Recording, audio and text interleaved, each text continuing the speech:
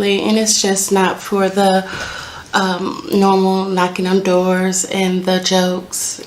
It has turned into a worldwide affair. It took me some time to decide to go ahead and even do this video because it's so emotional, and a lot of people have been hurt behind it. But I'm going to go ahead and do it anyway. This video is going to be about Jehovah's Witnesses versus the medical system and all the confusion that comes with it. Abortions, alleged sexual abuse. We are talking blood transfusions, shunning, and the vaccinations, new light, and the constant changes that come along with it. My name is Nurse Fancy, and I am the creator of Healing Force Wellness and Black in Media. And what I do is help you understand medical diagnosis, education, holistic alternatives, and maybe some things you can do to prevent it. So let's jump right into it.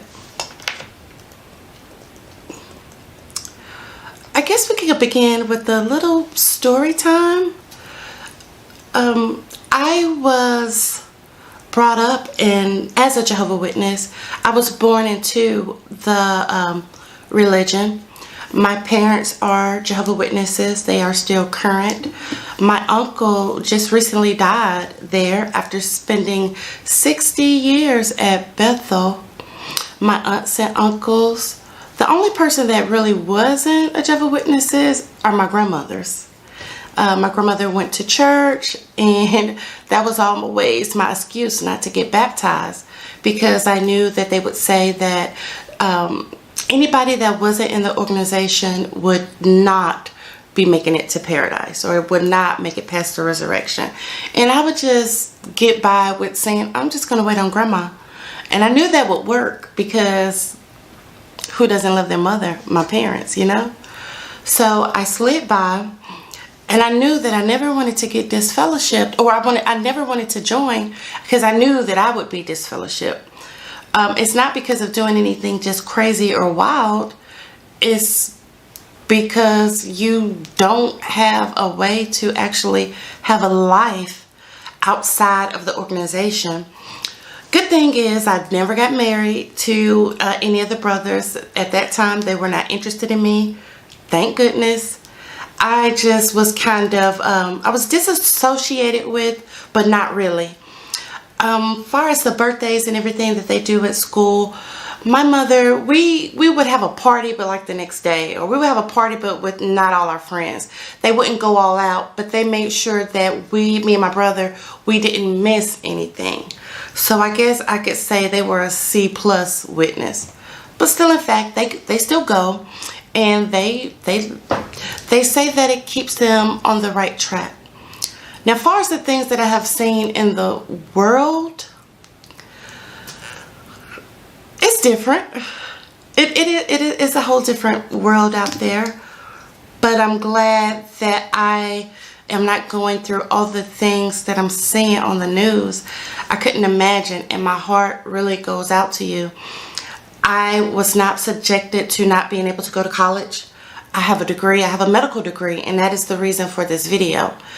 I'm going to talk about all the things medically that I've seen in my 15-year career, and they never really made sense to me. So listen to a few of the things that I have to say and see if you can help me figure them out.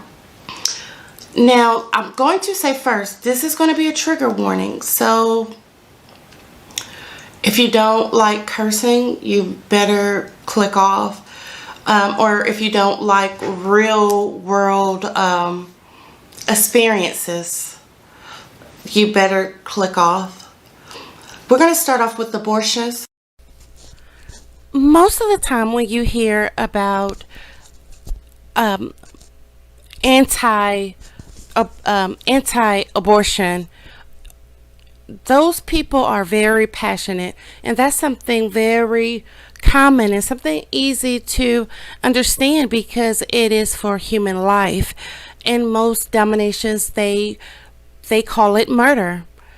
And the next clip I'm going to play you is from Angela Stanton. She is somebody who is very passionate about human life, and when you hear it, you will hear the passion in it, and you'll also hear the how normal it is to feel this way.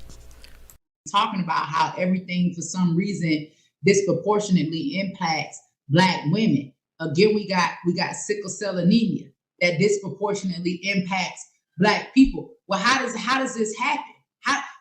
It happens so much to the point where now you are scavenging for the body parts of Black babies because of sickle cell anemia. Like y'all, please, y'all, we gotta wake up. Like, please, I need y'all to get this. Like, they are so sick. This is so sick and so evil. 12 patients, 12 termination patients of African American descent, during the week.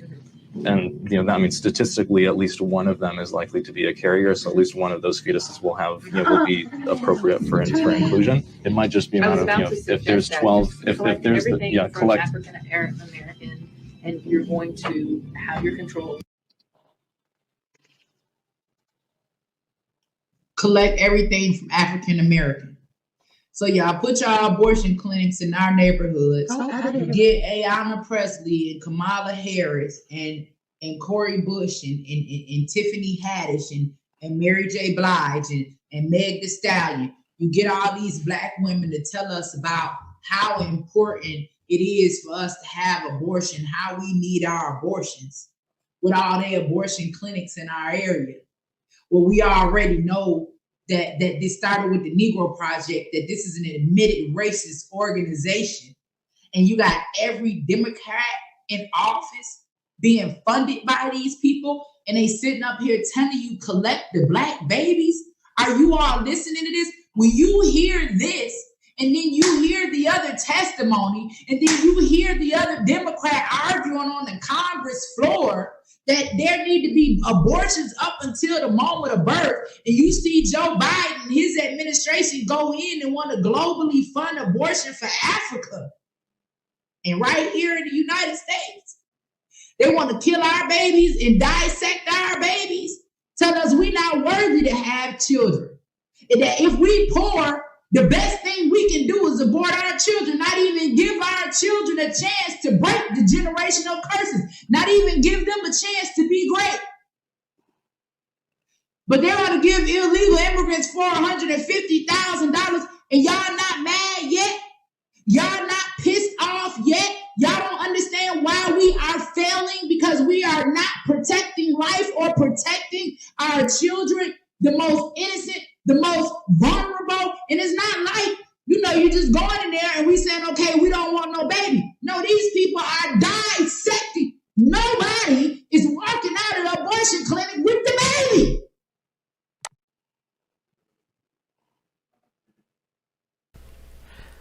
The witnesses do have an abortion policy, and it is seen by God as a domination as to life is precious.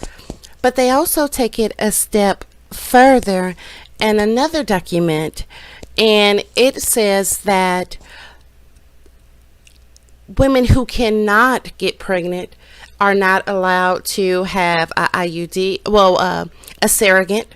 You are not allowed to have IVF.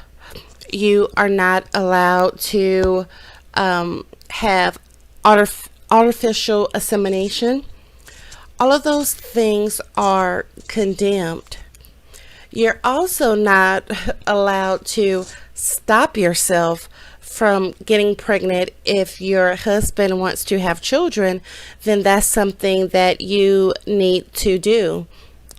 One thing you can do, though, is choose where you want to have your baby. You are allowed to pick if you want to have your baby at home, or if you would like to breastfeed.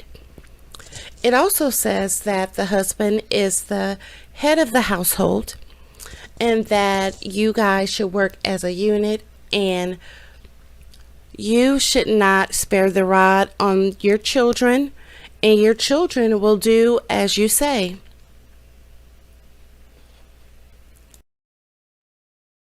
Within some of the group's 14,000 U.S. congregations. Our colleagues from the Center for Investigative Reporting obtained confidential memos shedding new light on the revelations. Special correspondent Trey Bundy has the story from Reveal, a new website, radio show, and podcast run by the center. At a convention of Jehovah's Witnesses in California, new members are taking the plunge. At your baptism, you said yes. They're joining more than 8 million members worldwide. Believers are taught to renounce secular society because it's controlled by Satan, and not to socialize too much with outsiders. But charges of sexual abuse have brought this insular community under greater scrutiny. And now, in this San Francisco courtroom, the first child abuse case against the Jehovah's Witnesses to go to trial is underway. The next matter on the calendar. Candace Conti is suing the organization for failing to protect her from a known child abuser when she was 9 years old. If I were to sum up our goals of this case, it was to attack the policies and procedures that were in place that let a serial molester continue to molest children. Conti's lawyer says instructions from Jehovah's Witness leaders have enabled child molesters. The instructions were you keep these pedophiles secret. The case hinges on letters from Jehovah's Witness leaders to the heads of local congregations. For almost 20 years, they've ordered them to send reports like this one for every known child abuser, to hide these cases from their congregations, and not to cooperate with law enforcement or the courts unless instructed to. They've refused judges' orders to turn over these abuse reports, so no one knows how many cases like Conti's are out there. Jehovah's Witnesses abhor child abuse of any form.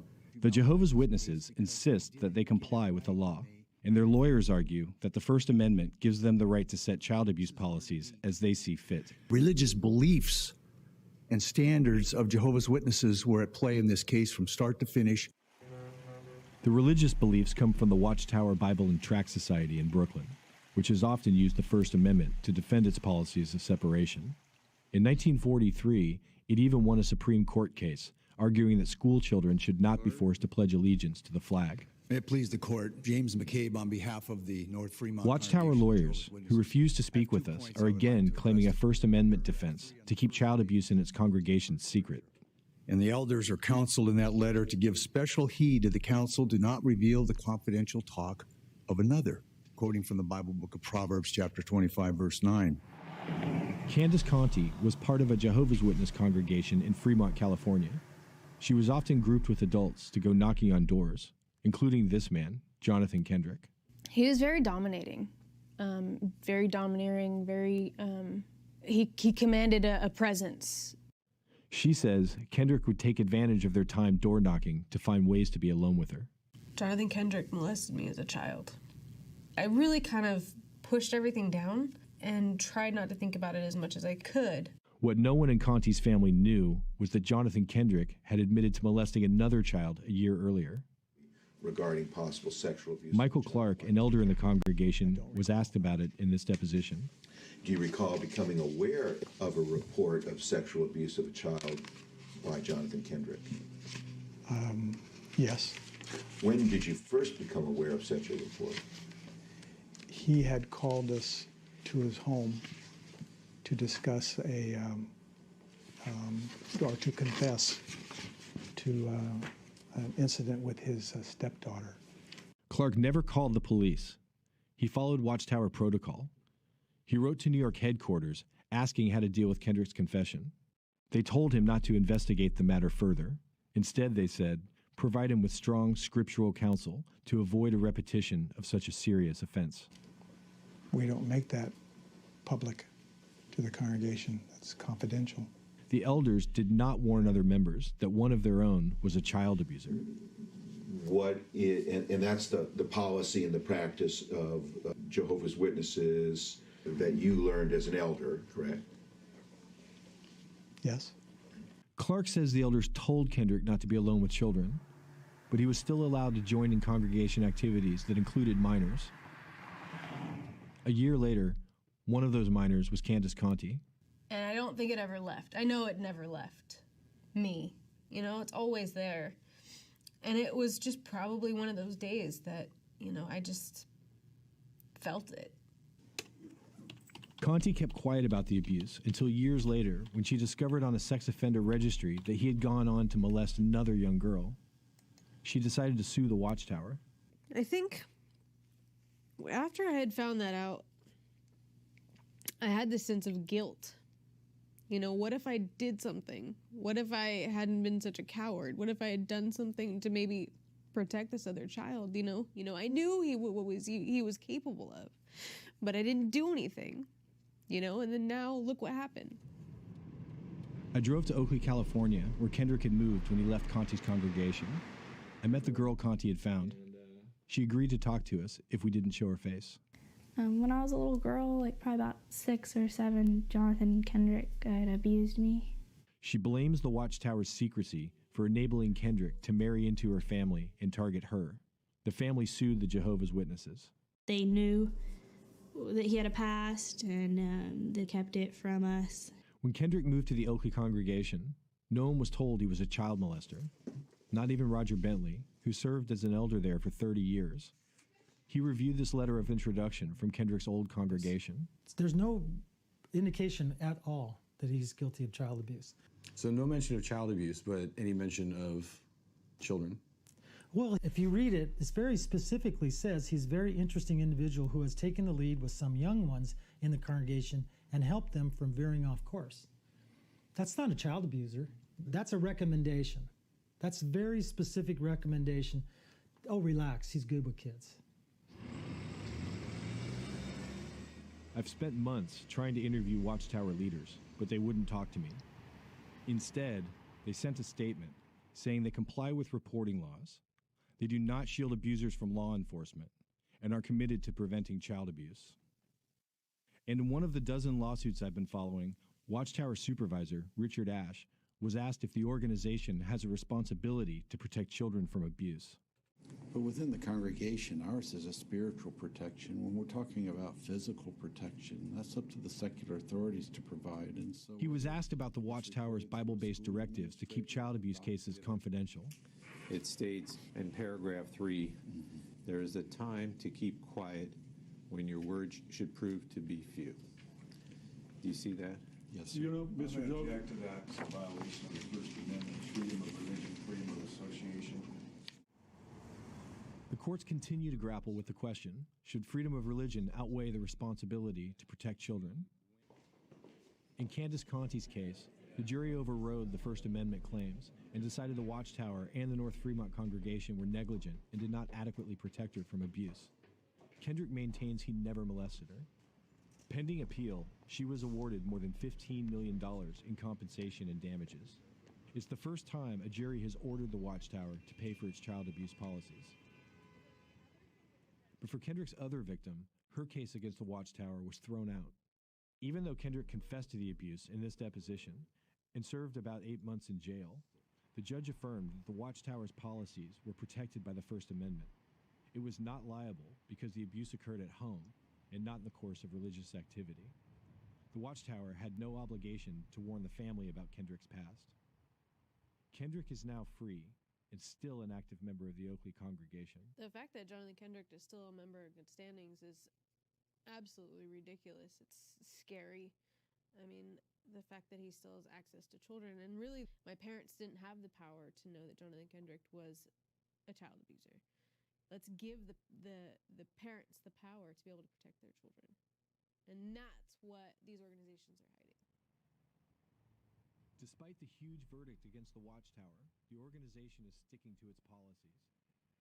In fact, it just released another confidential memo reminding elders to keep quiet about child abuse.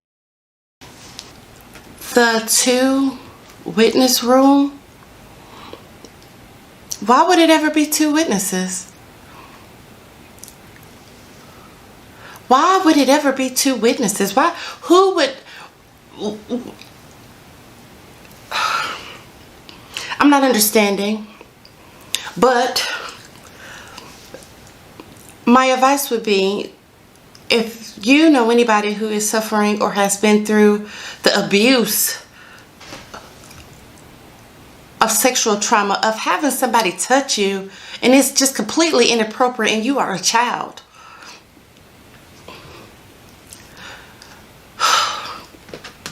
I don't know how they could make, I just don't understand how you care for a fetus and a mother, but you don't care about the kids?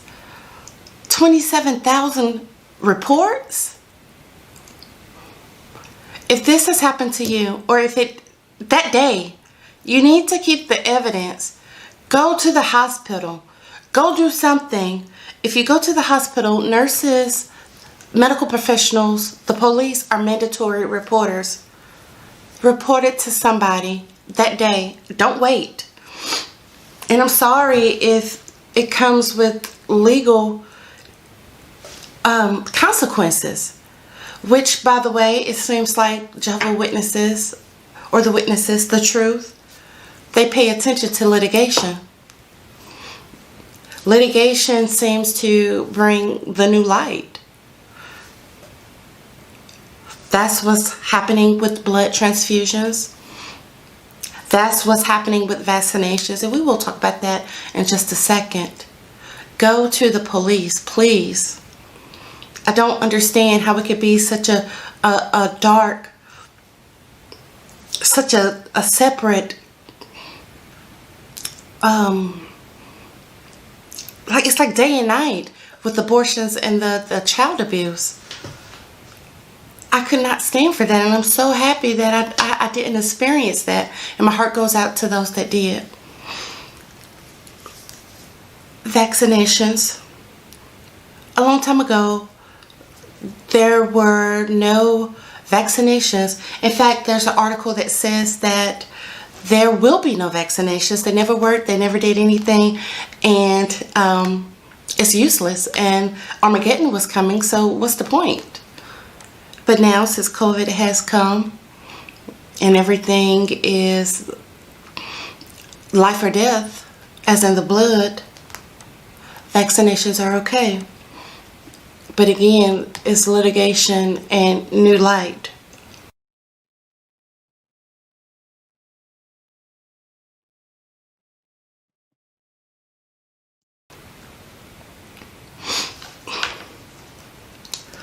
The blood transfusions. If your hemoglobin falls below 4, you're going to need a blood transfusion. There are many reasons that you could need one. Anemia. It could be you got hit by a bus, your legs are gone. But from my experience, working in a level 1 trauma center, if you need a blood transfusion, fractions are not going to get it.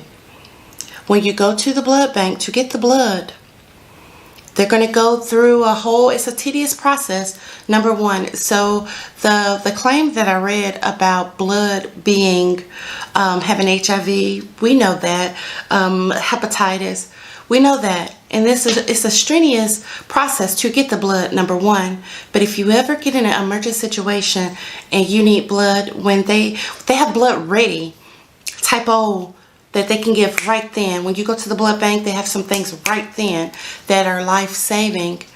I'm not really sure about the fractions. That's a process that's going to take a while, and I hope that you have a while. But it's no sense in dying because you need blood. Now, if it was me, not to tell you to do anything, I would get it. I just hope that you make an informed decision of the risk and the benefits. And I think Jehovah's Witnesses, the governing body who controls everything, those 8 or 9 guys, I don't think they got the proper education about it. you can see there's a timeline when things have changed to when no, then fractions, till now it's up into the congregation. But the scripture that they're going off of is don't eat blood, like a cannibal is, of course. But eating blood and taking blood is completely different. It's processed through the body, by the body, a completely different way. So it's safe. I would hate to see more people die because they have not received blood. I'm going to link an article that I read that they say at least, I'm not going to even say the number. A lot of people have died. I just want you to be informed of the risk and the benefits, and know that eating blood and getting blood in the vein is a completely different thing. And if you receive blood, it's an emergent issue at hand. Now, there are different ways that you can try to not get the blood, but if the doctor says you need it, you need it. You need the oxygen in the blood to make your body alive. And I understand that it's a precious gift from God, but so are the children, like in the abortions. So why wouldn't Jehovah want you to save your life? All these things have had me confused for, I know, 20 years. The medical community and the versus Jehovah Witness, and this is the only group. And please believe that medical professionals are going to respect your wishes, but at the same time, we want to make sure that you know. I want to make sure that you know. So there's nothing you can really do to make your blood pressure, your blood supply just in surplus, because that's not what you need. You can take erythropoietin, and that increases the rate that your blood cells grow. But in an emergent situation, who knows? Who knows?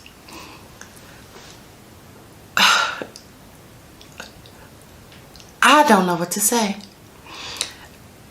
I'm dumbfounded by this. I'm dumbfounded by everything that I read.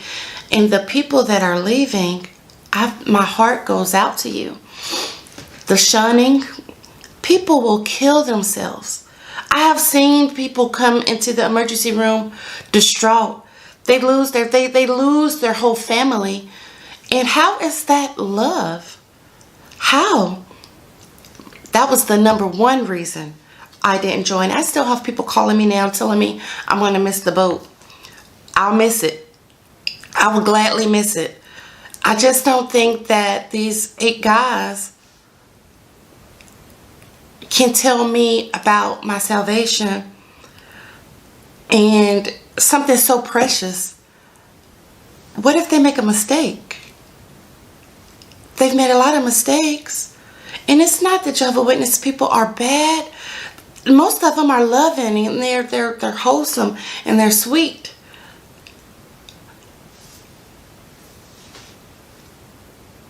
But they've been brainwashed. If your pastor told you to come up in front of the church and take a bath, would you do it? Be a critical thinker. Thanks for watching.